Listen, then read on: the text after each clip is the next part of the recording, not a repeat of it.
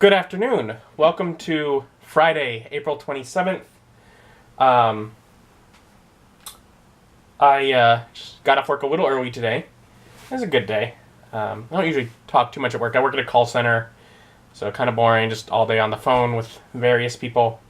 I do appreciate that when I leave work, I can leave it behind and that, but not much notable generally. But I did have a call that ended with an interesting compliment that really touched me. At the end, I'm finishing up the call. Okay, let's keep the numbers good, get this over with. And the lady on the air, and she says, wait, your voice sounds so cool. To which I asked the only question that came to my mind, thank you? To which she responded, it is. I like the way you talk. Which is a very weird compliment to receive. I do kind of speak with a bit of a... I have that sort of... Basically, to make sure that I'm enunciating my words, I have like a bit of a professional voice that I can sort of speak with on the phone. And maybe it was that, or whatever. But it was just kind of a really weird compliment. But it was weird enough that I'm like, that's not just like a generic compliment. That is someone genuinely wanting me to know that there is something that they have found of interest, likable, whatever, about me. And that just made me feel good. So it was a weird enough compliment that I'm like, that actually made me feel good. And also, I got up early on a Friday. My weekend has started. That also makes me feel good. It's a pretty good day. Came home. I've been working on a little vlog editing. It's for Monday when I started the new campaign with my buddies, which has also had me pulling out all the papers and trying to get the notes together so that I'm ready to actually run the first session by Monday, hopefully. Fingers crossed. So I'm pulling all that together with both editing and note-taking, because I sort of wrote a little bunch of chaotic notes on one of my note sheets that I need to try and make into bulleted lines so that it's easy to reference in campaign when I need them. I also made the quick sheet for my characters. I got that ready. I actually just finished that. It is interesting to note for my Underdark campaign, there is one character who has the highest passive perception. The best chance of seeing things is passive perception 13, which is basically a +3 bonus. Which is happens to be he's proficient with the skill, but has fairly low wisdom. That character is the one character that cannot see in the dark, and they're going into what could affectionately be known as the Underdark. And everyone else is even worse at him than seeing in the dark.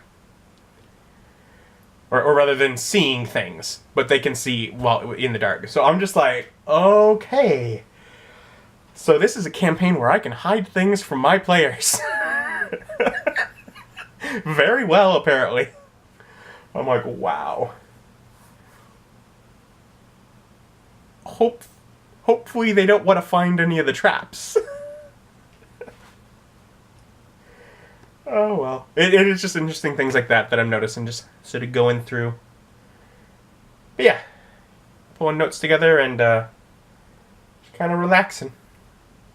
I sat around and worked on a bunch of notes, both organizing all of the player information that I need ready for Monday's game, and working my way through a few more sections of basically creature and society information.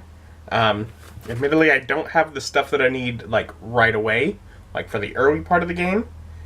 But in general, I kind of had to narrow down everything that goes into the, like, if any of these creatures are going to be part of these other groups, I need to figure that out. In the early game, I need wandering monster, basically, kind of stuff, and so I just have to figure out what's left on my list to add to that. So, technically, clearing them off for the other lists, getting all the other lists ready is prepping for this, but I still got a little more work before I'm ready to actually run the game.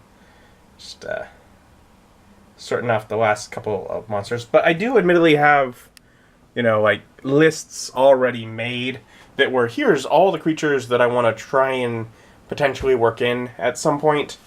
And I've been crossing off as I divide them into groups. And that's basically the prep work I've been doing for the creature side of things, is dividing them into groups and putting little notes for how to use them, or what kind of things they are, or whatever that is. But for now, I'm hungry and bored, and so I think I have mail at Mom's. I ordered something a few days ago that was going to take like a week to ship, and I think I just got an email that's from Amazon that was like, oh, it's there, and I'm like, oh, that's quicker. I didn't have the 2-day shipping on that item. I expected it to take longer. Apparently not. But so I think I'm going to go over there, pick that up, see if I can mooch off dinner easily from them, and if not, go get something to eat myself. And they're hanging out, working outside, and I got my book. Starfinder Core Rulebook. So I've been wanting this for a bit, and it's very, very pretty. I hope at some point to do like a full review. Not sure if I will or not, but hopefully at some point, like many of mine, long after everyone else has done theirs, because most people will just jump in and immediately do it. I actually read the material before I review something. I don't know, just me. I feel like if I'm going to call it a review and not just sort of a first impression, then I have to either read it or play it. At least one of those. Which playing it requires me to read some of it, but if I play it, then I can get away with reading a lot less of it. But yeah, I've been wanting to get this for a bit, so I had to go ahead and pick it up so I could look through a bit at leisure if I so desire. Yeah, always fun to get a nice new book. And so I got my mail and hung out with Mom a little bit. She's working on gardening, and it doesn't seem they're planning on doing food anytime soon, so I'm gonna just head out and get food myself. We did make plans. It sounds like we're gonna try and go garage sailing tomorrow morning though, so we did plan on that. I'm gonna go get something to eat, and I was thinking about, I was like, I want to try something that I haven't tried before. It's right now I'm thinking some sort of one of the sub places that I still haven't gone to, because I've been kind of going to I don't know if you've noticed, but I have a number of vlogs where I try all the different sub places, because there are a lot of them. I've tried the Good Sense, the Penn Station. I did Firehouse, which technically that one wasn't the first time trying it. And there are a few other sub places that I've had several times that I'll get to eventually, but there's still ones I haven't been to at all. And so I want to go try one of those.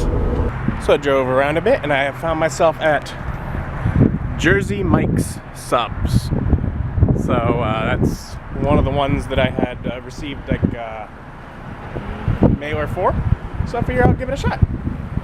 So I'm standing there reading through all the menu, trying to make a decision, and a guy behind is walking out behind the counter and sort of whispers over to me, try the 26, and I'm like, well, I'm not going to turn down a recommendation. And it sounded good, chicken, bacon, ranch, something. But yeah, looks pretty good. And I got a giant sub because I'm feeling hungry, and we'll see how it tastes. And that'll probably be the only time I ever go to Jersey Mike's. And it wasn't bad. It was really filling. I am stuffed. Like, there was the choice between the 7-inch and the 14-inch. And I think, well, it's only a little bit bigger each time than like what I'm used to a Subway. Let's assume that, and I get a foot long there, so let's go with the 14-inch. And it was really filling. It was just packed full of meat, which I mean is good. I mean, I should be really full when I leave, and I didn't even eat my chips because I got chips and a drink, because I always kind of get sort of the make it a combo option when I've been trying these new places. But it was like $16. after a $2 off coupon. So it is purely the price that will have me not going back there. And it wasn't like wonderful. Some bites were. Some bites were really bacony, and those were great. And others were had like a great tomato flavor, like real fresh tomatoes. So that was great. And others had like whatever dressing they had on that sandwich, which was good. Some of it were just the cheese and meat, and it's just sort of okay. The bites that were the most just the cheese was probably the thing that, I don't know, it just wasn't to my taste, I guess. Just not exactly what I would have wanted. But, I mean, in general, I prefer, I mean, people there were great. I loved even getting a recommendation, even if it wasn't exactly what I ended up liking. It's probably as good as I could have gotten with anything there. But yeah, for the price, I'm probably not going to be going back. But it was all right. Just not worth that much. And admittedly, I probably would do, as long as I'm not like super hungry like I was today, I could probably get away with ordering the 7-inch and get full on that. So I mean, maybe something like that in the future, because it was stuffed with meats. Yeah, you can get full on like half size. But otherwise, yeah. So very full, and now I have a bit of a drive home. But yeah, got to try a new sub place. Saw a few right around this area. I was like, I knew there was. It's a little further out, and I'm far enough out that I'm like almost to Chipotle, and I always feel bad like stopping before I get to Chipotle, not just getting Chipotle. But today I was like, I wanted to try something new, something I haven't had before.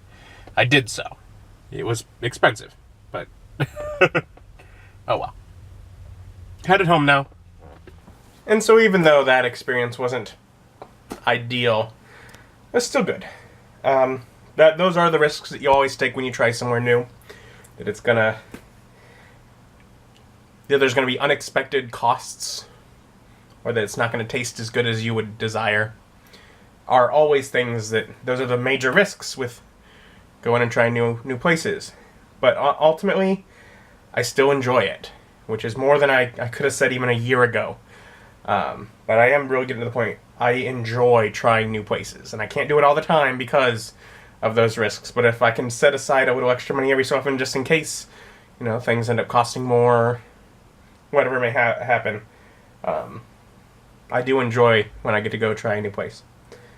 But I'm home now, and maybe I should work on editing or notes or stuff, but for at least a short time, I'm gonna just flip through a little bit of my new book.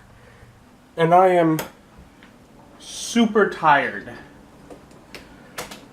And it kind of came on pretty fast. It's like 9:30, so about normal-ish bedtime. But, yeah, I'm not staying up late tonight. I'm headed to bed. I